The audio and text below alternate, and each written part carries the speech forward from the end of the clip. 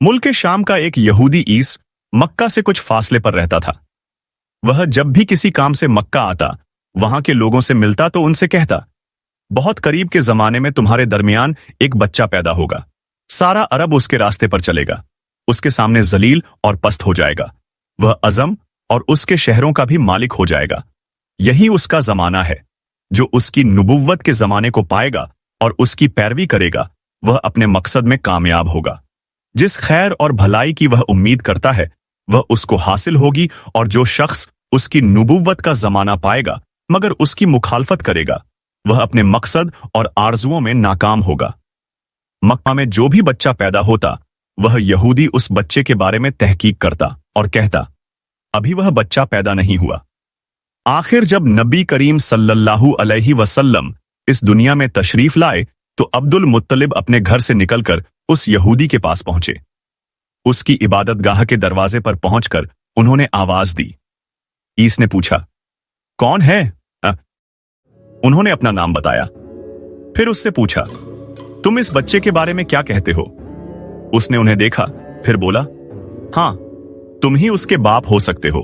बेशक वह बच्चा पैदा हो गया है जिसके बारे में मैंने तुम लोगों से कहा करता था। वह सितारा आज तुलू हो गया है, जो इस बच्चे की पैदाइश की अलामत है। और इसकी अलामत यह है कि इस वक्त इस बच्चे को दर्द हो रहा है। यह तकलीफ उसे 3 दिन रहेगी और उसके बाद यह ठीक हो जाएगा। राहिब ने जो यह कहा था कि बच्चा 3 दिन तक तकलीफ में रहेगा, तो उसकी तफसील यह है कि आपने 3 दिन तक दूध नहीं पिया था। और यहूदी ने जो यह कहा था कि हां, आप ही उसके बाप हो सकते हैं, उससे यह मुराद है कि अरबों में दादा को भी बाप कह दिया जाता है। और नबी करीम सल्लल्लाहु अलैहि वसल्लम ने एक बार खुद फरमाया था, मैं अब्दुल मुत्तलिब का बेटा हूं। यहूदी ने अब्दुल मुत्तलिब से यह भी कहा था, इस बारे में अपनी जबान बंद रखें, यानी किसी को कुछ न बताएं, वरना लोग इस बच्चे से जबरदस्त हसद करेंगे। इतना हसद करेंगे कि आज तक किसी ने नहीं किया, और इसकी इस कदर सख्त मुखालफत होगी कि दुनिया में किसी और की इतनी मुखालफत नहीं हुई। पोते के मुतल्लिक यह बातें सुनकर अब्दुल मुत्तलिब ने ईस से पूछा, इस बच्चे की उम्र कितनी होगी? यहूदी ने इस सवाल के जवाब में कहा, अगर इस बच्चे की उम्र तभी हुई तो भी 70 साल तक नहीं होगी, बल्कि इससे पहले ही 61 या 63 साल की उम्र में वफात हो जाएगी। और इसकी उम्मत की औसत उम्र भी इतनी होगी, इसकी पैदाइश के वक्त दुनिया के बुत टूटकर गिर जाएंगे। यह सारी अलामात इस यहूदी ने गुज़श्ता अंबिया की पेशगोइयों से मालूम की थीं, और सब के सब बिल्कुल सच साबित हुईं। कुरैश के कुछ लोग अम्र बिन नुफैल और अब्दुल्लाह बिन जहश वगैरह एक बुत के पास जाया करते थे। यह उस रात भी उसके पास गए जिस रात आप सल्लल्लाहु अलैहि वसल्लम की पैदाइश हुई। उन्होंने देखा वह बुत औंधे मुंह गिरा हुआ है। उन लोगों को यह बात बुरी लगी। उन्होंने उसको उठाया, सीधा कर दिया, मगर वह फिर गिर गया।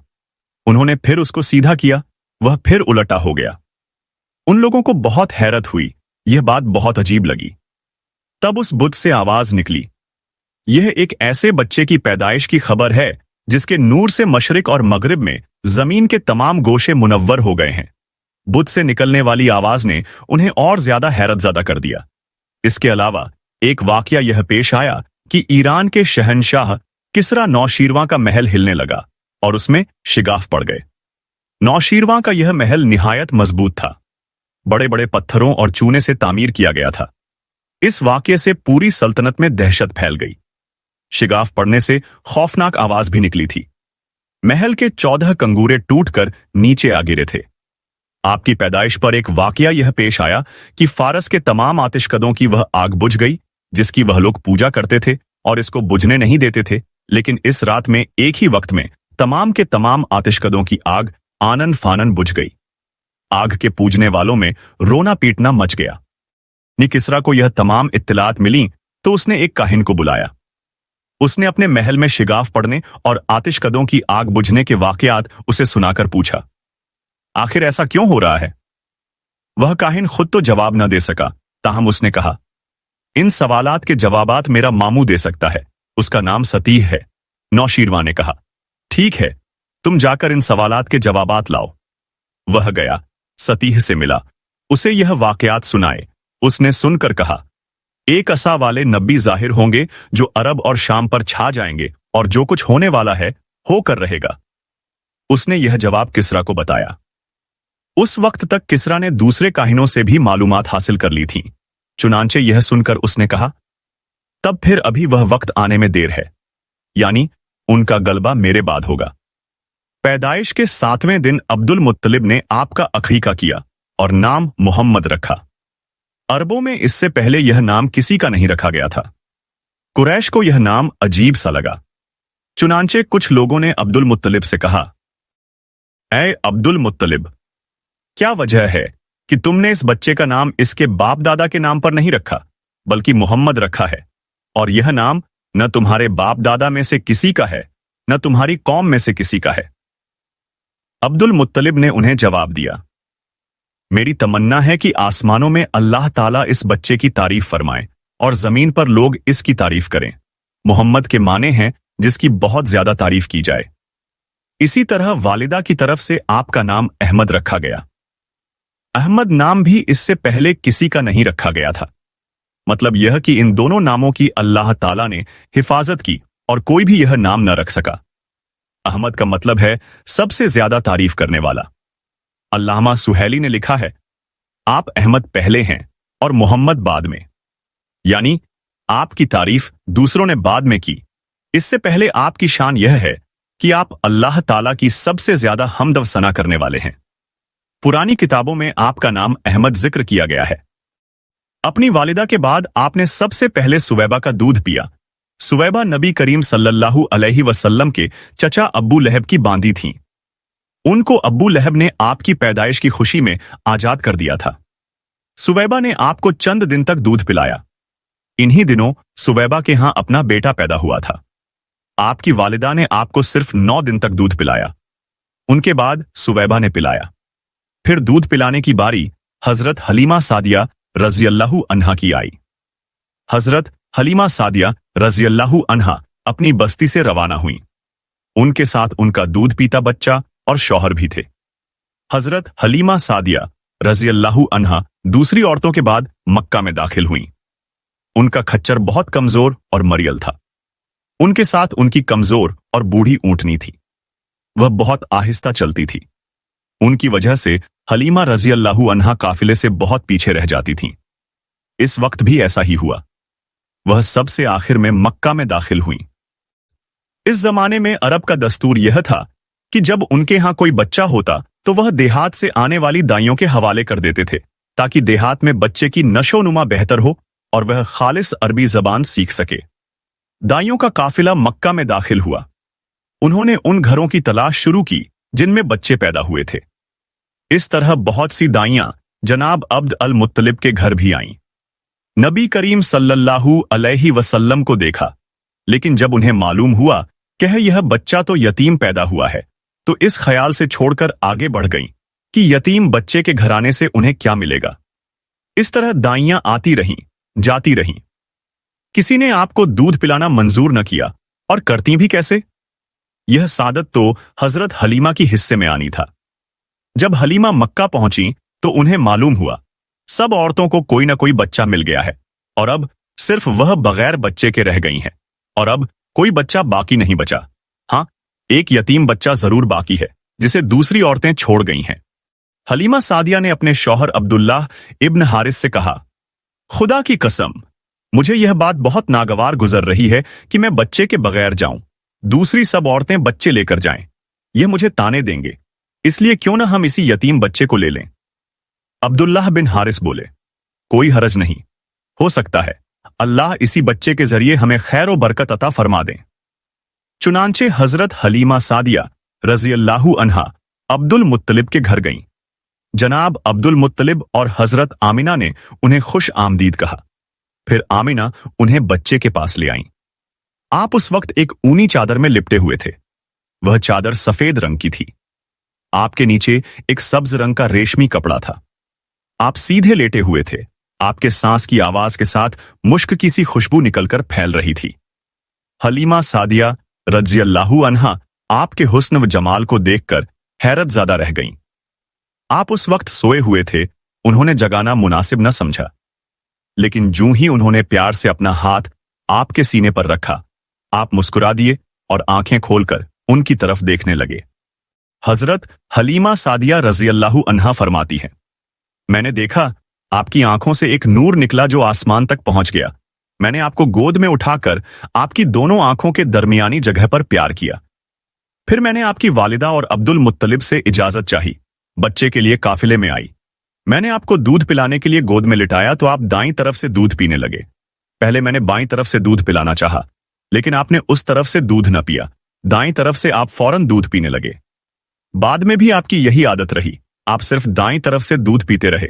बाईं तरफ से मेरा बच्चा दूध पीता रहा। फिर काफिला रवाना हुआ। हलीमा सादिया रजी अल्लाहु अन्हा फरमाती हैं, मैं अपने खच्चर पर सवार हुई, आपको साथ ले लिया। अब जो हमारा खच्चर चला तो इस कदर तेज चला कि उसने पूरे काफिले की सवारियों को पीछे छोड़ दिया। पहले वह मरियल होने की बिना पर सबसे पीछे रहता था। मेरी खवातीन साथी हैरानगी से मुखातिब हुईं, ऐ हलीमा, यह आज क्या हो रहा है? तुम्हारा खच्चर इस कदर तेज कैसे चल रहा है?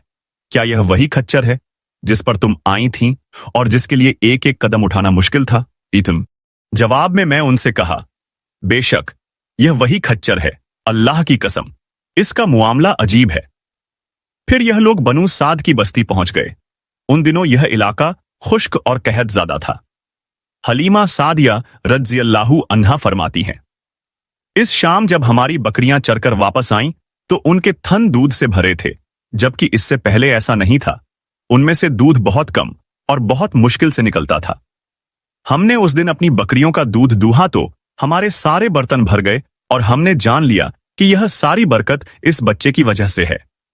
आसपास की औरतों में भी यह बात फैल गई। उनकी बकरियां बदस्तूर बहुत कम दूध दे रही थीं। गरज हमारे घर में हर तरफ हर चीज में बरकत नजर आने लगी। दूसरे लोग ताज्जुब में रहे। इस तरह 2 माह गुजर गए। 2 माह ही में आप चलने फिरने लगे। आप 8 माह के हुए तो बातें करने लगे और आपकी बातें समझ में आती थीं। 9 माह की उम्र में तो आप बहुत साफ गुफ्तगू करने लगे। इस दौरान आपकी बहुत सी बरकत देखने में आईं। हलीमा सादिया फरमाती हैं, जब मैं आपको अपने घर ले आई तो बनु साद का कोई घराना ऐसा न था जिससे मुश्क की खुशबू ना आती हो। इस तरह सब लोग आपसे मोहब्बत करने लगे। जब हमने आपका दूध छुड़ाया तो आपकी जबान मुबारक से यह अल्फाज निकले, अल्लाहु अकबर कबीरा वल्हम्दु लिल्लाहि कसीरा व सुभान अल्लाहि बुकरतन व असीला, यानी अल्लाह ताला बहुत बड़ा है, अल्लाह ताला के लिए बेहद तारीफ है और उसके लिए सुबह व शाम पाकी है। फिर जब आप सल्लल्लाहु अलैहि वसल्लम 2 साल के हो गए तो हम आपको लेकर आपकी वालिदा के पास आए। इस उम्र को पहुंचने के बाद बच्चों को मां बाप के हवाले कर दिया जाता था। उधर हम आपकी बरकत देख चुके थे और हमारी आरजू थी कि अभी आप कुछ और मुद्दत हमारे पास रहें। चुनांचे हमने इस बारे में आपकी वालिदा से बात की। उनसे यूं कहा, आप हमें इजाजत दीजिए कि हम बच्चे को 1 साल और अपने पास रखें। मैं डरती हूं कहीं इस पर मक्का की बीमारियों और आबो हवा का असर न हो जाए। जब हमने उनसे बार बार कहा तो हजरत आमिना मान गईं और हम आपको फिर अपने घर ले आए। जब आप कुछ बड़े हो गए तो बाहर निकलकर बच्चों को देखते थे। वह आपको खेलते नजर आते, आप उनके नजदीक न जाते। एक रोज आपने मुझसे पूछा, अम्मी जान, क्या बात है दिन में मेरे भाई बहन नजर नहीं आते? आप अपने दूध शरीक भाई अब्दुल्लाह और बहनों अनीसा और शीमा के बारे में पूछ रहे थे। हलीमा रज़ी अल्लाह अन्हा फरमाती है, मैंने आपको बताया वह सुबह सवेरे बकरियां चराने जाते हैं, शाम के बाद घर आते हैं। यह जानकर आपने फरमाया, तब मुझे भी उनके साथ भेज दिया करें। इसके बाद आप अपने भाई बहनों के साथ जाने लगे। आप खुश खुश जाते और वापस आते।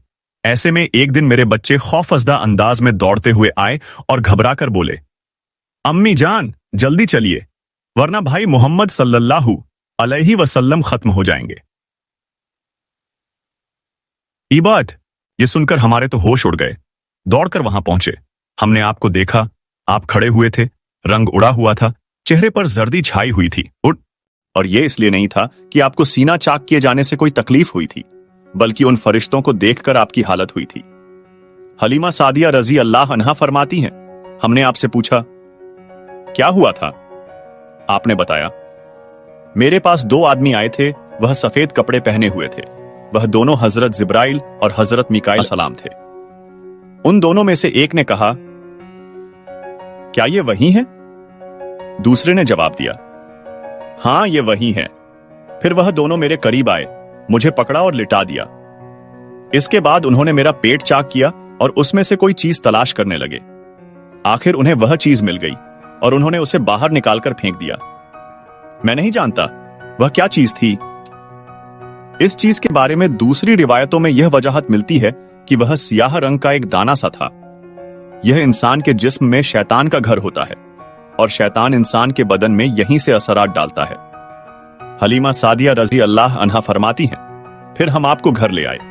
उस वक्त मेरे शौहर अब्दुल्लाह बिन हारिस ने मुझसे कहा, हलीमा मुझे डर है कहीं इस बच्चे को कोई नुकसान न पहुंच जाए, इसलिए इसे इसके घर वालों के पास पहुंचा दो। मैंने कहा, ठीक है। फिर हम आपको लेकर मक्का की तरफ रवाना हुए। जब मैं मक्का के बालाई इलाके में पहुंची तो आप अचानक गायब हो गए। मैं हवास बाख्ता हो गई।